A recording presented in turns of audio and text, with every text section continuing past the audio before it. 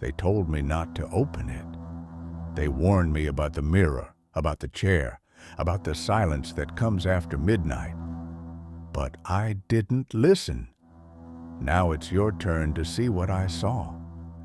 But first, like and subscribe, because once it begins, you won't have time to do it later. Don't blink, don't turn away. This is where it all began.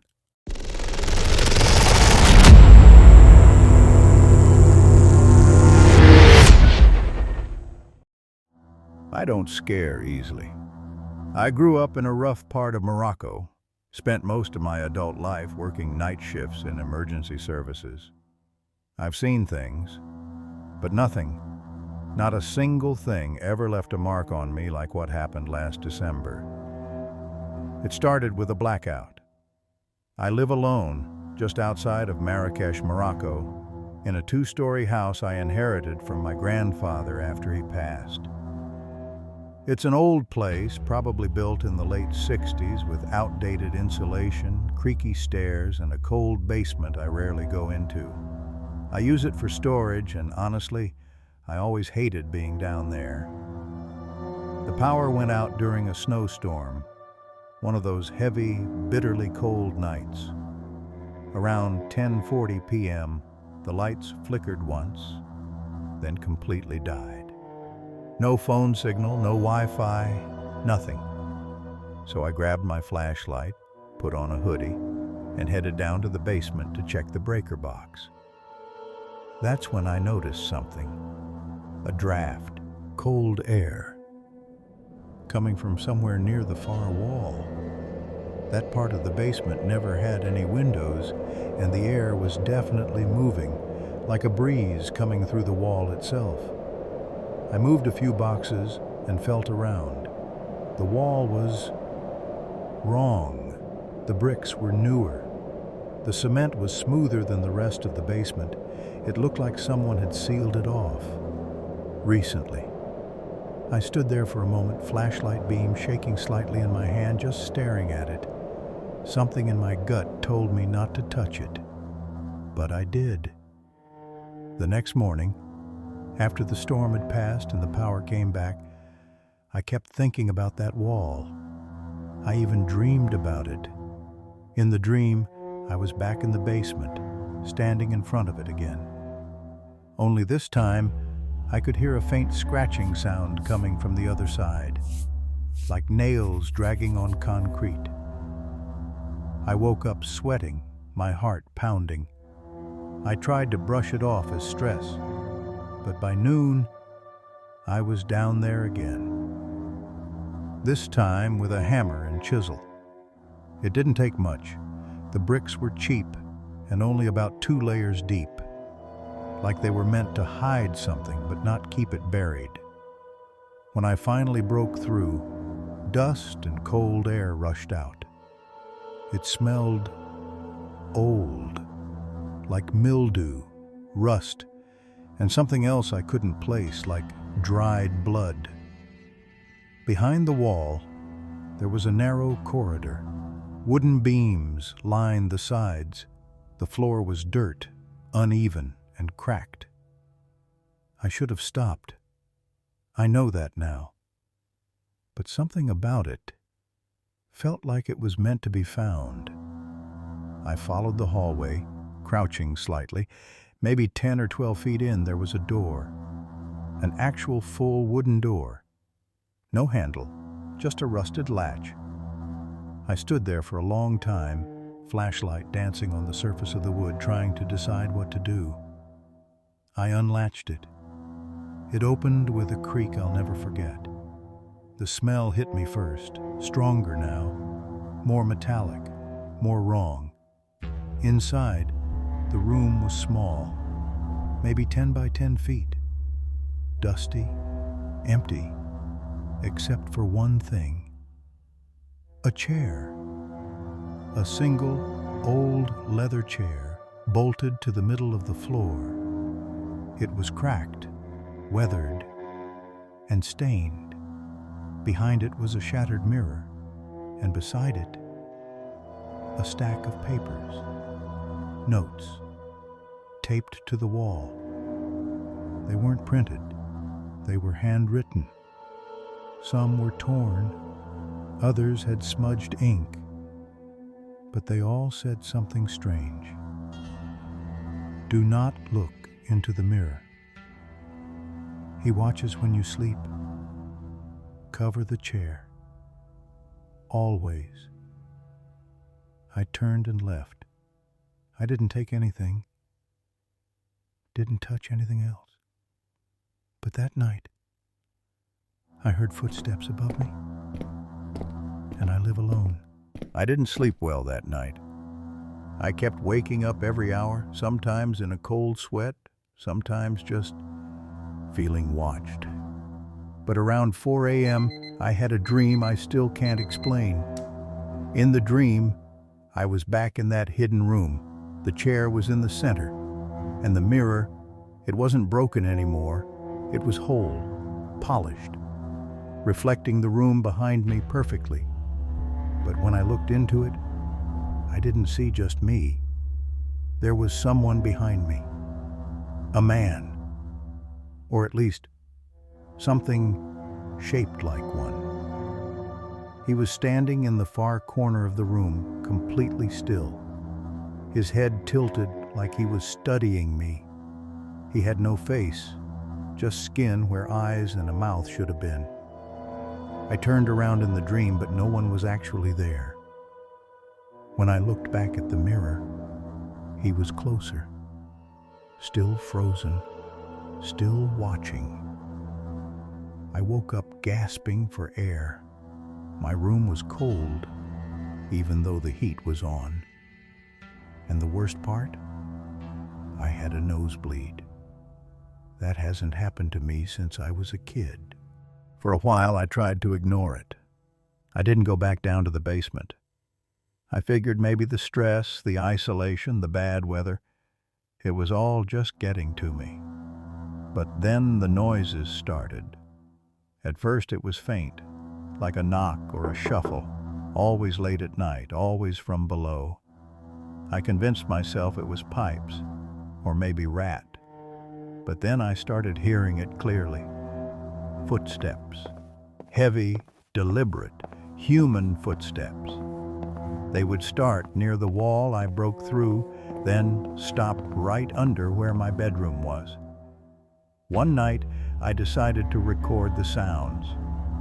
I left my phone on voice memos and placed it at the top of the basement stairs before going to bed. The next morning, I played it back. At exactly 2:13 a.m., I heard the creak of the basement door, then slow steps, one after another, the sound of breathing, low, raspy breathing, and then a whisper. It was only 2 words. Don't look. I didn't want to believe it, but when I woke up the next morning, I found 3 thin scratches down the side of my back. They weren't deep, just red lines like something had dragged sharp nails across my skin while I slept. I live alone. I don't have pets. My bed has no exposed springs or rough edges. I stood in the mirror, staring at those marks, trying to rationalize them. Maybe I scratched myself in my sleep, but they were in a place I physically couldn't reach. That night I left all the lights on. I closed my bedroom door, locked it. At 3:17 a.m., I woke up to the sound of breathing. Not mine. It was coming from the corner of the room. I didn't see anyone. Nothing moved. But the breathing didn't stop until the sun started to rise. A few days later, I went back into the basement. I needed to see that room again. Needed to prove to myself it wasn't all in my head. The hallway was colder than I remembered. The door to the hidden room was closed again, even though I had left it open. When I stepped inside, something was different. There was a photo on the chair, just one, black and white, old, faded. It was a picture of a young boy sitting in that same chair, staring into the camera with wide, terrified eyes. Behind him, in the mirror, was the faceless figure, same tilt of the head, same stillness. On the back of the photo, someone had written, "He watched me first." I dropped it and ran upstairs. I didn't sleep that night. I couldn't stay away. Something kept pulling me back down there like unfinished business or a question I didn't know how to ask. A week after finding the photo, I went down again. Same hallway, same cold air. This time, I noticed something I'd missed before. A small rusted metal box tucked under the floorboards in the corner of the room. Inside, wrapped in plastic, was a leather-bound notebook. It was a journal. Most of the entries were dated from the early 1970s. The handwriting was neat, clinical. The first page read, "Dr. A. Mallory, Behavioral Observation Log, Subject 5. Each entry described sessions held in the chair. A boy, maybe 8 or 9 years old, being observed for sleep disorders and dissociative episodes. But it got darker. The doctor started mentioning a mirror, how the boy would stare into it for hours without blinking, how he'd mutter to something no one else could see. By the 10th entry, the doctor wrote, "He claims the man in the mirror told him to hurt himself. Says the man knows my name, that he'll be next." The journal ends abruptly on entry 14. No signature, no conclusion, just a final line, "He's watching me now." After reading that journal, I bought a new digital recorder. I wanted to know if what I heard before was real or just paranoia. That night, I left the recorder running on my nightstand. In the morning, I listened to the file. For the first 10 minutes, it was just ambient noise. Then, around 3:04 a.m., I heard something, a low hum, then whispering, not clear, but rhythmic, like chanting. I turned up the volume. There was a voice, raspy and layered, like it was overlapping itself. It repeated a phrase over and over, "The mirror is open, the mirror is open, the mirror is open." And then it stopped. Right after, I heard something that made my stomach drop. My name. It said, my full name. Slowly, clearly, like it had been waiting to be acknowledged. I deleted the file. I don't know why. Panic, maybe? Denial. But that night, I covered every mirror in my house. I started having dreams again, worse this time. In one, I found myself back in that room, but the chair was occupied. The boy from the photo was sitting there, pale and trembling. His eyes were locked on the mirror. I tried to speak, but no words came out. He turned to me slowly, lifted a finger to his lips, and whispered, "Don't turn around." I didn't listen. In the mirror, the man was behind me again, closer than ever. This time, I saw his hands, long, unnatural fingers, curled around the back of my neck. I woke up, choking, gasping like I was underwater. When I looked in the bathroom mirror that morning, I had bruises on my neck, not scratches. Bruises. I needed answers. I went to the county records office that afternoon and pulled property files on the house. It took hours, but eventually I found something. The basement room? It didn't exist on the original blueprints. In fact, the back portion of the basement was listed as solid foundation. No hallway, no door, no room. But what really got to me was a name, Dr. Adrian Mallory. He had lived here, in this house, from 1969 to 1974. The same doctor who wrote the journal. Digging further, I found an old newspaper clipping. Child patient missing. Psychiatric doctor under investigation. Apparently, a young boy under Mallory's care vanished without a trace. The case was dropped after Mallory himself was found dead in his study. Cause of death, heart failure. But the article mentioned something else. He died in front of a mirror. I returned home with a knot in my stomach. I couldn't stop thinking about that boy, the doctor, the journal, the mirror. That night, I tore apart the basement. I searched behind shelves, under floorboards, everywhere I could think of, and I found something. Behind a loose panel in the basement ceiling, there was a metal box, larger than the first. Inside were files, dozens of them, all labeled with names. Some were typed, others handwritten. Most were incomplete, but they were all labeled the same way: subject plus number.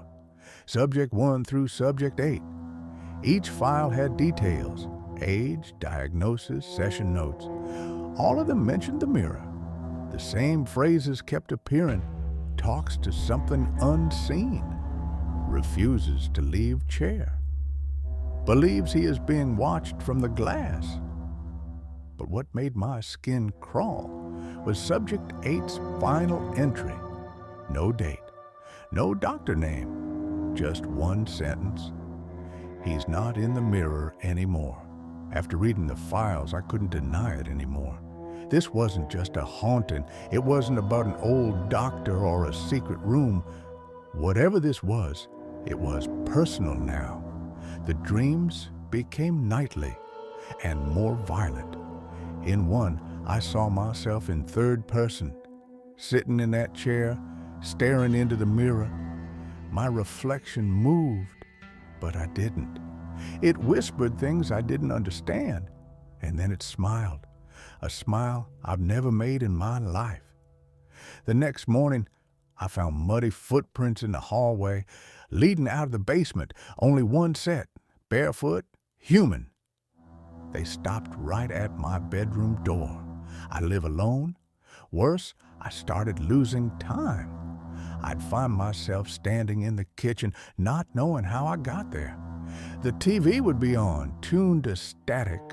My phone would have voice memos I didn't record, just minutes of silence. Then a faint voice repeating my name over and over.